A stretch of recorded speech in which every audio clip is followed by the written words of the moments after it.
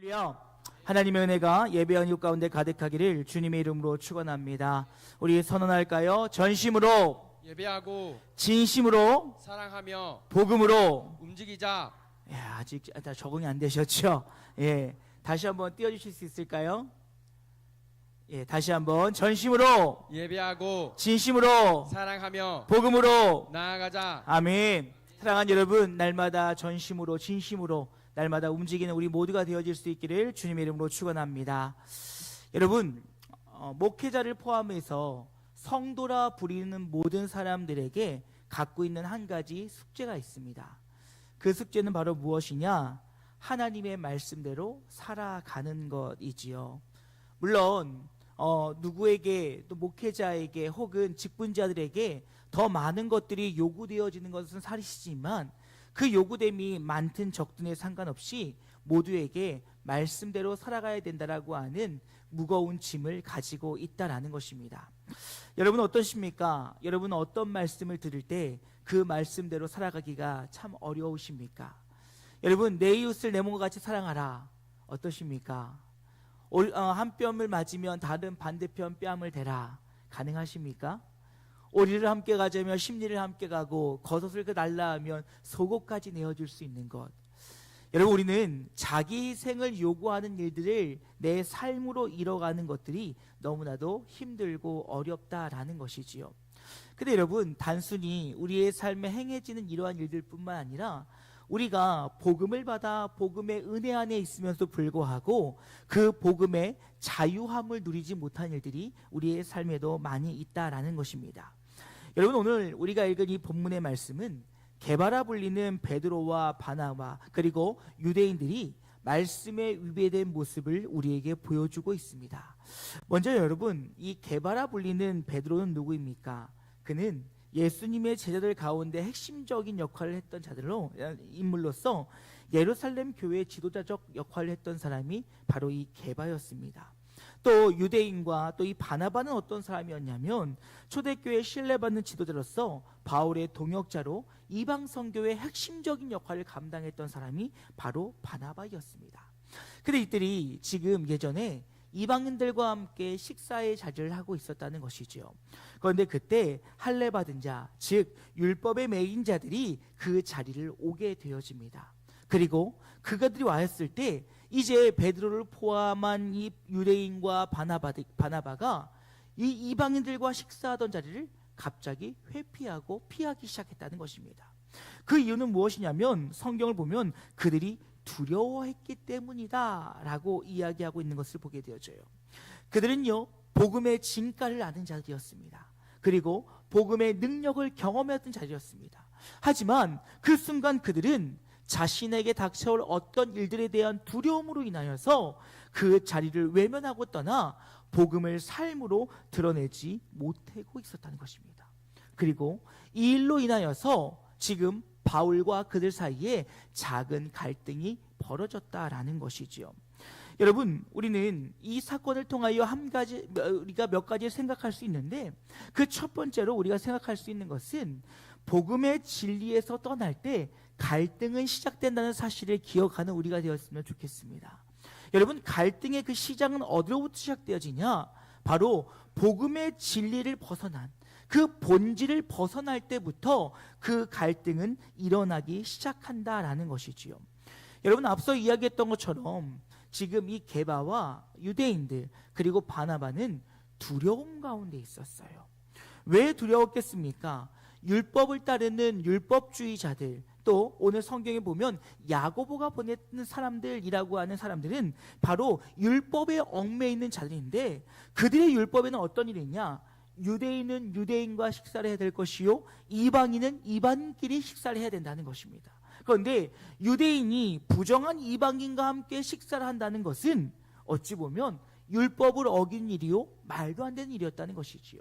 그리고 당시에 예루살렘 교회 지도자였던 베드로는 그 율법을 중요하게 여기는 자들이 이 베드로를 봄을 통하여서 자신의 자리에 위태함을 느낄 수도 있었을 것이고, 또 여러 가지 이유들로 인하여서 그는 정치적으로 또한 자신의 자리에서 또한 자신의 상황 속에서 여러 가지 두려움을 갖기 시작했다는 것입니다. 여러분, 근데 복음의 진리는 무엇입니까? 모든 사람은 하나님 앞에 동일합니다. 그가 이방인이든 유대인이든 누구로부터 났는지가 중요한 것이 아니라 예수 그리스도를 믿어 그를 인생의 주로 모시며 그 가운데 살아가는 모든 자들은 주님 앞에 동일하다는 사실을 우리는 결코 잊어서는 안 된다는 것이지요. 그런데 이 사실을 알고 있는 게바, 이 사실을 알고 있는 바나바, 이 사실을 알고 있는 그 자리에 함께 있던 유대인들은 사람의 말을 두려워하기 시작했다는 것입니다. 사람의 시선을 두려워했고요. 그리고 그 일이 있을 때 내 삶에 벌어질 어떠한 그 해들이 그는 염려와 근심으로 다가오게 되었다는 것입니다. 그리고 그것을 이기지 못하고 그 자리를 벗어난 그 순간 바울과 게바, 또 바울과 바나바, 바울과 유대인들 사이에 작은 갈등이 시작되고 있었다는 것입니다. 사랑하는 여러분, 기억하십시오. 복음의 진리를 떠나는 그 순간 우리 안에 갈등이 일어난다는 사실을 기억하실 수 있기를 주님의 이름으로 축원합니다. 그럼 여러분, 이 말은 무슨 말입니까? 우리가 갈등이 일어났다고 한다면 어디로 돌아가야 된다는 얘기예요? 복음으로 돌아가야 된다는 얘기예요. 혹 우리 안에 크고 작은 어려움의 갈등들이 일어나기 시작하면 그 일을 사람의 생각과 사람의 마음과 사람의 것들로 해결하려고 하는 것이 아니라 다시 복음으로 돌아가 주님 앞에 간구하며 나아갈 때 하나님께서 놀랍게 일하신다는 거예요. 여러분, 예전에 제가 섬겼던 교회에서 실제로 그런 일이 일어났습니다. 여러분, 뭐 농담 삼아 하는 얘기지만 주방 권세, 내 권세, 뭐 그런 말 있지요. 주방의 권세가 왜 이렇게 센지요? 예전에 섬기던 교회에서 식사 준비를 하다가 다툼이 일어났어요. 그런데 그 다툼의 내용은 지금 정확히 기억이 나지 않지만 그렇게 큰 문제는 아니었던 것 같습니다. 제 기억을 되짚어 보니까 아마도 그것은 뭐 양을 많이 하니 적게 하니 뭐 요 정도의 문제였던 것 같아요. 그런데 서로의 자존심을 세우면서 그게 싸움이 되기 시작했다는 거예요. 그리고 성도들 앞에서 싸움이 벌어진 거예요. 그래서 둘 다 하기 싫다고 안 한다고 그리고 집으로 가버렸어요. 그리고 나서 몇 시간이 지났습니다. 교회는 어떻게 정리를 해서 예배를 다 마쳐지고 문이 닫고 정리되고 이제 아무도 없는 깜깜한 시간에 이제 제가 나가려고 하는데 그 싸웠던 한 분이 교회로 오신 거예요. 저에게 죄송합니다 라고 하시면서 그 자리에서 앉아서 울고 계신 거예요. 하나님 앞에 죄송합니다. 제가 잘못했습니다. 그게 뭐라고 그렇게 기도하시는데요. 그 자리를 떠날 수가 없겠더라고요. 그래서 몇 분 지났을까요? 또 싸웠던 다른 분이 교회로 오신 거예요. 또 그분도 하나님 앞에 간구하더라고요. 하나님 죄송합니다. 하나님 제가 실수했습니다. 하나님 제가 무엇이 문제가 있는데 하나님 제가 연약하여서 하나님 저를 용서해 주세요. 근데 두 분이 서로가 서로의 기도 소리를 듣고 그 자리에서 화해를 한 거예요. 그리고 미안하다. 다시는 이러지 말자. 그렇죠. 여러분, 우리 안에 어떠한 갈등의 문제들이 들어오면 우리는 결국 주님께로 돌아가야 된다는 거예요. 그럴 때 그 갈등들은 해결될 것이요, 그 갈등을 벗어나지 않도록 우리는 날마다 깨어 있어야 됨을 잊지 않기를 주님의 이름으로 축원합니다. 여러분, 실제로 교회 안에 그런 일들 많이 일어나거든요. 우리 모두 주 안에 하나라고 이야기하면서 끼리끼리 모이고요, 또 끼리끼리 맞지 않으면 서로 대립하고요, 나누어지고요, 다퉈지고요, 또 내 생각이 옳다, 너 생각이 옳다, 서로 그 가운데 싸우고 나눠지고 분열하고 하나 되어야 된다는 주의 말씀 앞에 부끄러운 우리의 모습들이 얼마나 많이 확인되어집니다. 사랑하는 여러분, 소망합니다. 우리가 본질을 떠날 때 우리에게 갈등이 일어날 것이요, 갈등이 일어났을 때 그 갈등을 해결할 수 있는 방법은 다시 복음 앞으로 돌아오는 것임을 기억하실 수 있기를 주님의 이름으로 축원합니다. 그리고 여러분, 두 번째로요, 우리가 복음 앞에 설 때 우리의 위선과 우리의 온전치 못함이 드러나게 된다는 것입니다. 여러분, 빛 대신 예수가 우리의 인생에 들어오시면 우리의 어둠이 밝혀지며 우리가 새롭게 되어짐을 믿으시기를 주님의 이름으로 축원합니다. 우리가 주님 앞에 나올 때 우리가 새로운 모습으로 주님 앞에 그 간구함으로 나아가면 주의 그 영광의 빛이 우리의 그 죄됨과 우리의 연약함을 밝히심을 통하여 우리를 새롭게 하고 있다는 거예요. 오늘 바울은요, 그들을 말씀 앞에 온전케 하기 위하여 그들에게 이야기하고 있습니다. 오늘 13절 쉬운 말 성경을 보면 이렇게 얘기합니다. 베드로가 그렇게 행동하자 그를 보고 나머지 다른 유대인들도 베드로처럼 위선적으로 행동했고 마침내는 바나바조차 위선에 휩쓸리고 말았다라고 이야기하고 있어요. 앞서 이야기했던 것처럼 베드로와 바나바, 이들은 하나님의 사역에 귀하게 동참하였던 귀한 이들이었습니다. 그리고 유대인들도 그 말씀 가운데 온전히 살아갔던 자들이고 그 말씀을 실천하기 위하여 오늘 이방인들과 함께 식사를 하고 있었다는 거예요. 그런데 여러분, 그런 그들을 향하여서 뭐라고 이야기합니까? 11절 말씀에 보니까 게바가 안디옥에 이뤘을 때 책망받은 일이 있기로 내가 그를 대면하여 책망하였노라 라고 이야기하고 있어요. 그가 예전에 이런 일이 있었다라고 회상을 하면서 하는 이야기인데요, 그가 이런 일이 있었다라는 거예요.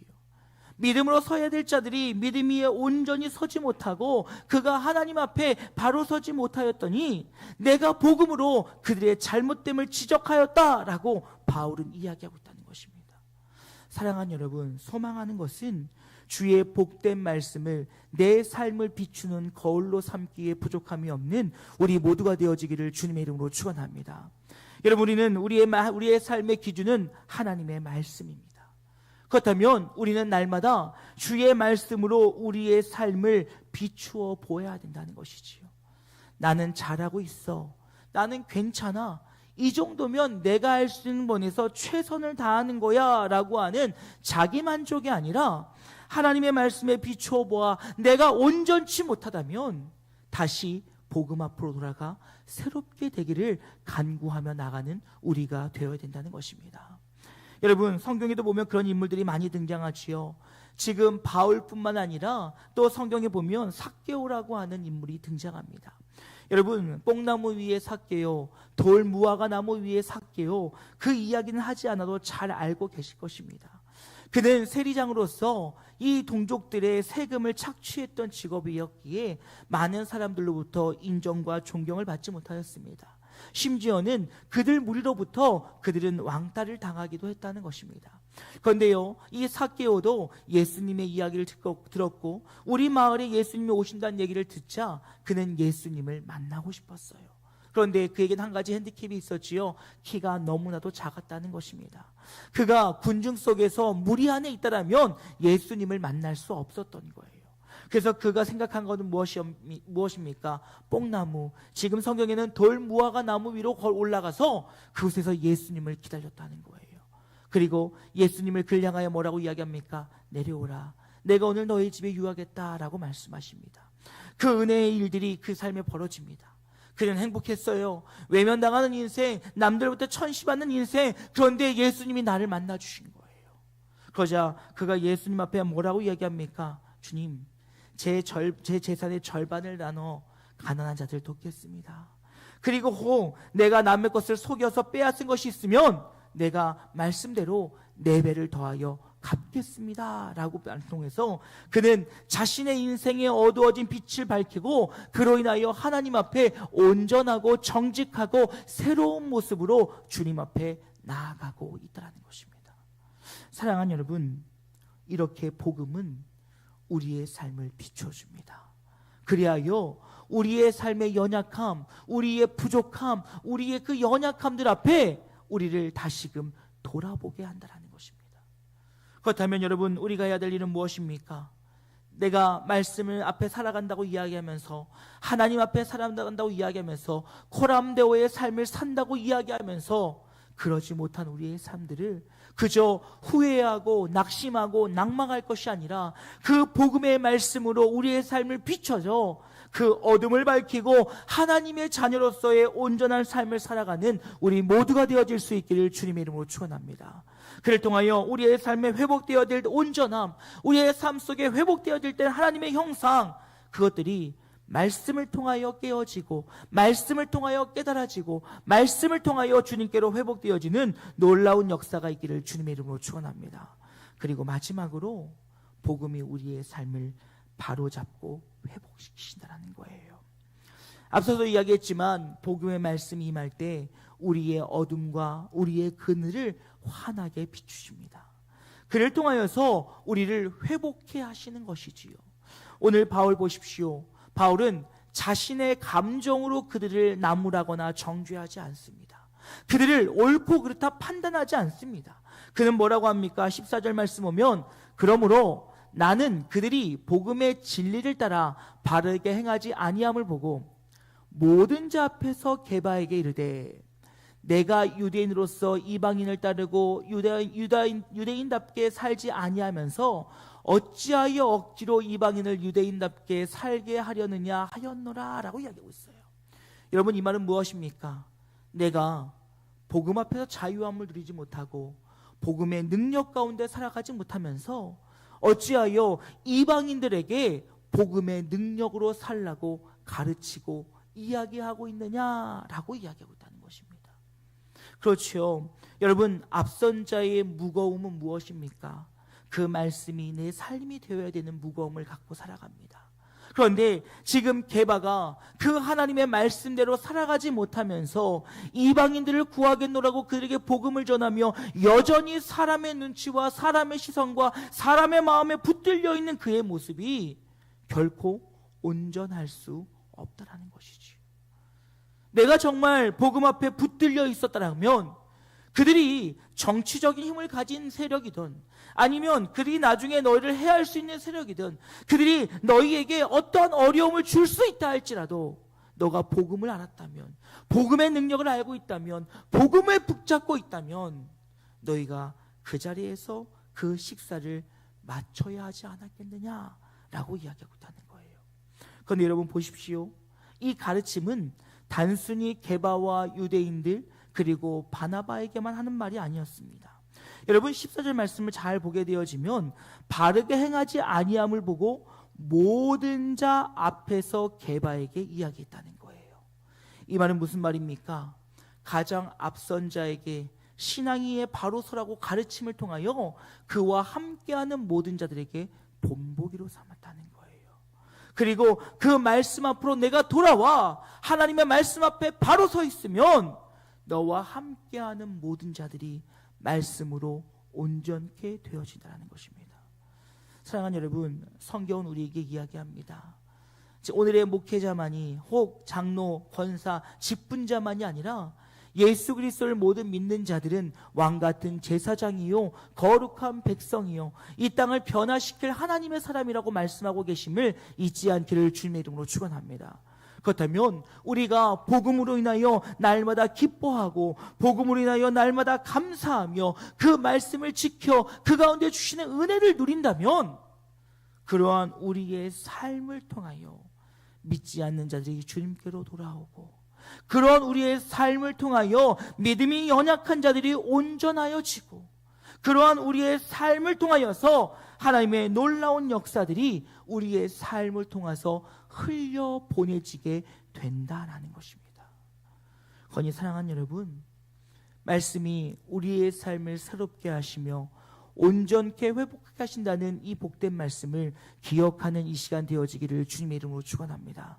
그리하여 이 복음의 말씀을 붙잡고 복음의 말씀대로 살아감을 통하여서 우리의 삶을 새롭게 하시고 우리의 삶을 통하여 하나님의 놀라운 역사가 이루실 그 시간들을 날마다 기대하며 나아가는 우리 모두가 되어질 수 있기를 주님의 이름으로 축원합니다. 이제 말씀 마치고자 합니다. 사랑하는 여러분, 복음이 없는 우리의 삶은 결코 온전할 수 없습니다. 복음이 우리 안에 살아있을 때에 우리는 화평할 수 있으며 복음이 우리 안에 살아있을 때 주의 뜻을 억지로 행하는 것이 아니라 감사와 기쁨으로 감당할 수 있고 복음이 우리 안에 있을 때 혹 악한 것이 우리를 공격해 올 때에도 그 복음의 능력과 빛으로 충분히 넉넉히 이겨내고 승리할 수 있다는 사실을 기억하시기를 주님의 이름으로 축원합니다. 그러니 여러분, 우리의 삶은 복음에 붙들려야 돼요. 그리고 혹 우리의 상황과 환경으로 인하여 복음으로부터 멀어졌다면 다시금 주의 말씀 앞으로 돌아와 우리가 온전히 회복되어질 때 나의 회복이 내가 속한 공동체의 회복으로 그 공동체의 회복이 이 나라와 민족의 회복으로 이어질 수 있기를 주님의 이름으로 축원합니다. 말씀 없는 우리의 삶, 결코 선하고 온전할 수 없습니다. 복음의 능력이 나타나지 않는 삶, 그 삶이 결코 합당하지 못하다는 거예요. 그러기에 사랑하는 여러분, 복음의 능력 붙잡고 복음 앞에서 날마다 승리를 선포하는 우리 모두가 되어지기를 주님의 이름으로 축원합니다. 오늘 이 찬양으로 설교 마무리했으면 좋겠어요. 내 삶에 들어온 주님의 말씀이라고 하는 찬양입니다. 그 말씀이 나를 새롭게 하고 나를 변화시키며 나로 하여금 하나님의 놀라운 역사를 이루길 소망하는 이 찬양이 우리의 고백이 되어질 수 있기를 주님의 이름으로 축원합니다. 함께 찬양하시고 기도로 마치도록 하겠습니다.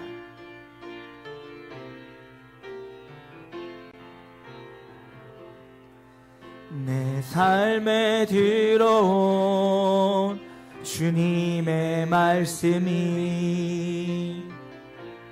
내게 빛이 되시니